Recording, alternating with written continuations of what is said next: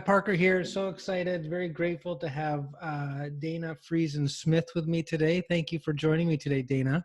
Thanks. Yeah, it's great to be here. Now, I wanted to introduce you. You are the owner of the Whistler Stilhavn office, and I believe you're in the works of opening a Squamish location as well. Correct. Did you want to give us a little bit of insight into the Stilhavn company and just sort of where you came from, the origination of it, and uh, what your values and your goals are going forward?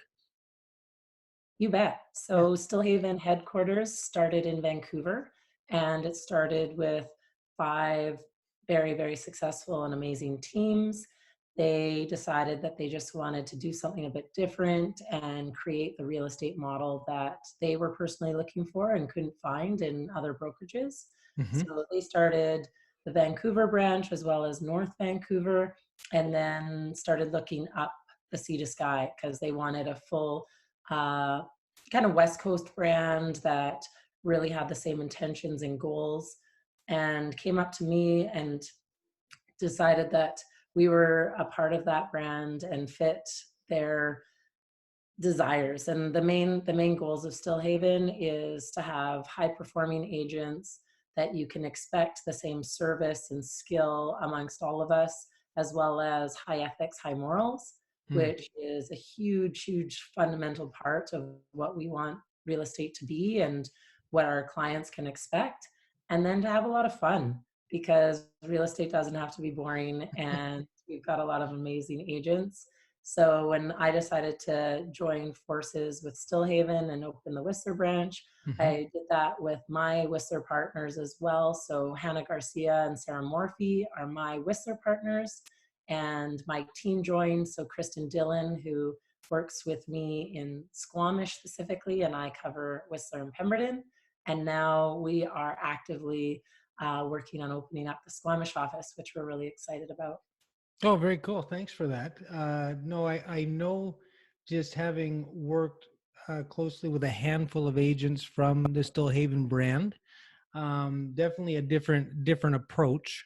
And it's not, maybe when I think of other brokerages, might be more uh, let everyone in, where I think Stillhaven focuses a lot more on the right people that bring the values that align with the company. Yeah, yeah, we talk about a lot of brokerages concept is people in seats. Hmm. So they don't really seem to care about who the person is or what kind of business they're doing. It's just get them in the door and get them paying fees. And it's the complete opposite at Stillhaven. We really do demand high quality. And so there's a certain threshold that you need to be doing in terms of volume of business. And Hmm. then more importantly than that is the actual service you're providing. So we want to be able to stand behind all of our agents and really believe that they are the best agents and they're providing the best quality service to our clients, and then doing it in a high ethical and moral way. And that's not always found in our industry, unfortunately. And it's something that a lot of us have struggled with in dealing with a lot of interesting behaviors out there. So we kind of want to cut that out of our industry. And the only way we know how to do that is by doing it ourselves and setting the example and setting the standard. I always like to say that the barrier to entry into our industries is quite low. Yeah. So yeah, you do attract some people that might not have the same level of I think professionalism for doing what's best for the client, Yeah. which is what we like to stand for as well. So I know you're a top producing real estate expert in Whistler, and also down the coast as well. A lot of investors that we work with in the Vancouver area or Greater Vancouver, with the especially in the strata properties or the condo units, they're having challenges implementing or taking advantage of the rental pools like Airbnb or the nightly rental ability. Now, I believe, and I'm not quite sure, so I'd love you to touch on this. Is that different in Whistler, depending on the zoning? Big time. So we're very fortunate that kind of the founders of Whistler way back when, about 30-ish years ago, came up with the concept that we personally in Whistler needed flexible zoning. And the concept at that time was that we actually couldn't afford to build enough hotels for our visitors in the winter. And Mm. they also weren't lucrative enough because we were very winter specific tourism and didn't have much going on in the spring, summer, and fall, which obviously, as most people know, that's different now. Mhm. But at that time, they created this zoning called Phase One.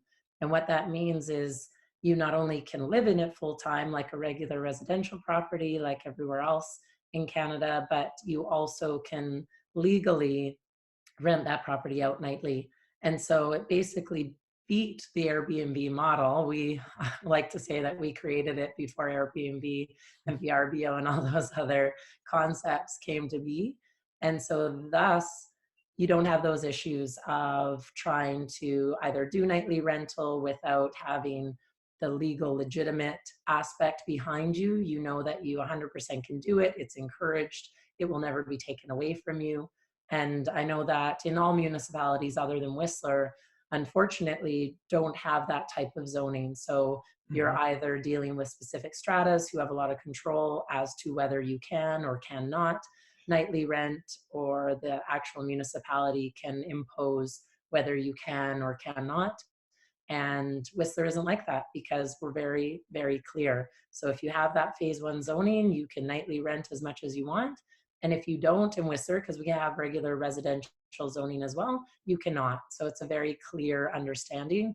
And it's an amazing place to invest because of that, because our tourism is wild in the winter, almost equal in the summer, and we barely have off seasons now. So all my clients in the nightly rental game are doing really well on their ROIs and having a lot of fun doing it, whether personally or having a rental property manager, as well as they're using the property quite a bit as well, which is fun because who doesn't want to come to Whistler?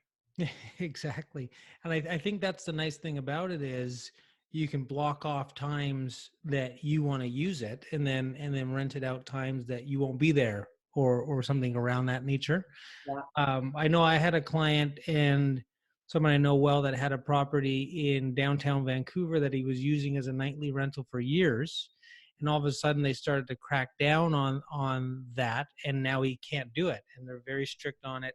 And he's gone from doing very cash flow positive to the opposite. So Yeah, it's definitely been a big shift in the market. So I think there's a good opportunity up there. I'm imagining a lot of your clients are able to cash flow very well based on the amount they can get per night versus per month or a different structure. absolutely. As well as we're seeing a lot of those Vancouver clients who, just like your client, were doing exactly what they were doing. Then they were forced to not do that anymore. And so a lot of them have sold that property or been able to shift their situation and be able to buy up in Whistler and do that same mold that they were so successful in Vancouver with, but now up in Whistler with the security that they're not going to lose that ability to do that. Awesome, awesome. Now I know that as an owner of the Stillhaven Whistler office, you also have your own team in the Whistler market as well. Do you want to talk a little bit about your business philosophy, how you serve clients, and those sorts of things? Sure. Yeah.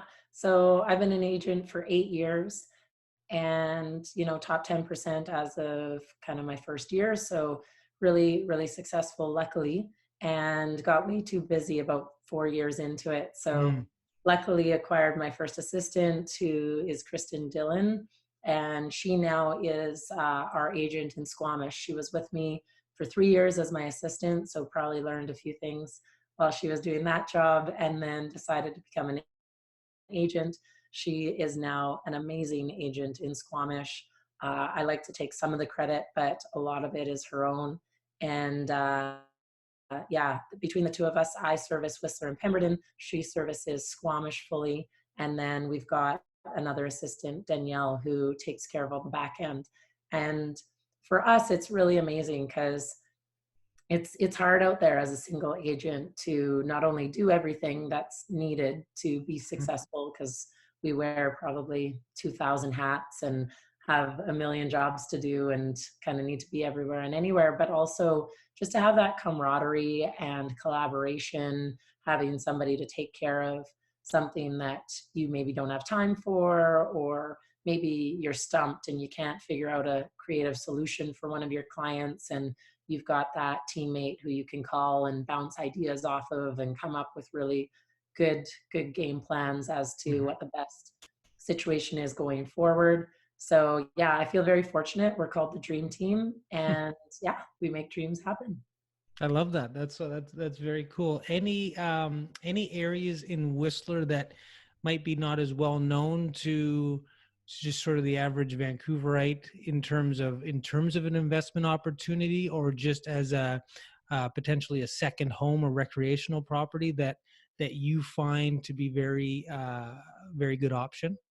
Sure. So the Village, if you know Whistler, or Benchlands, which are basically the two closest areas to both the Whistler gondola and both of the gondolas that go to Blackcomb. That's your bread and butter for your phase one nightly rental.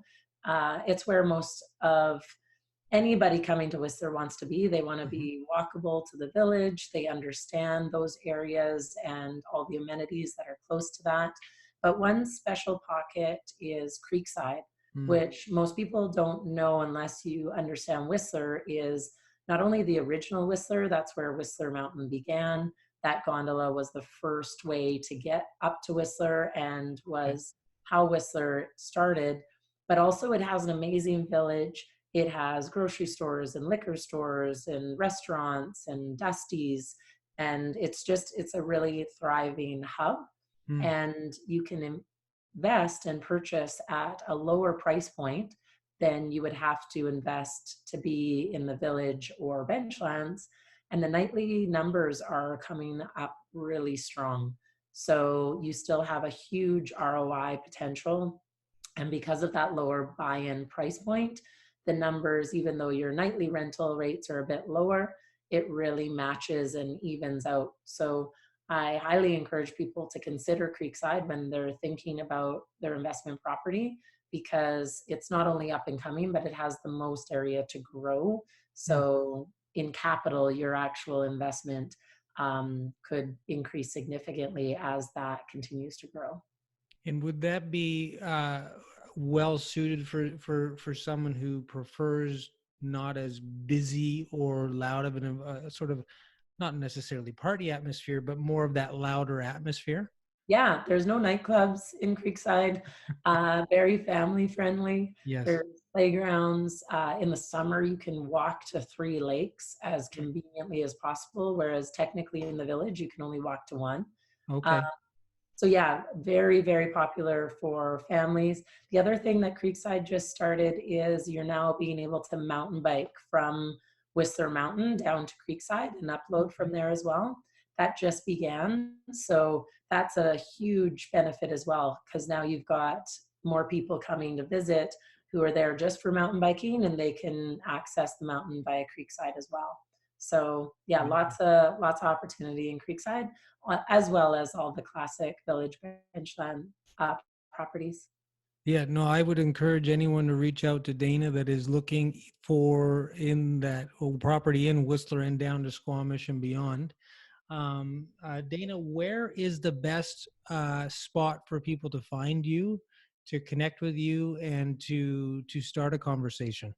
You bet. So our website is probably easiest, and that is sea2skydreamteam.com. So Okay. if you know how sea to sky is spelt, SEA instead of C, you're good to go. And then the other place is StilHavn.com.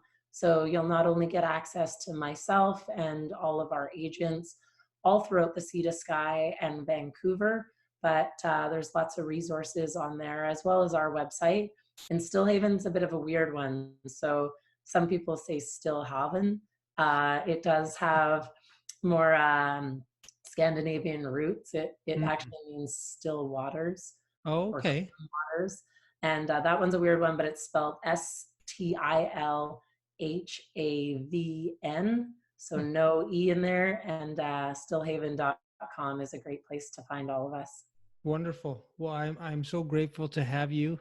I really appreciate all the insight and the expertise and your openness.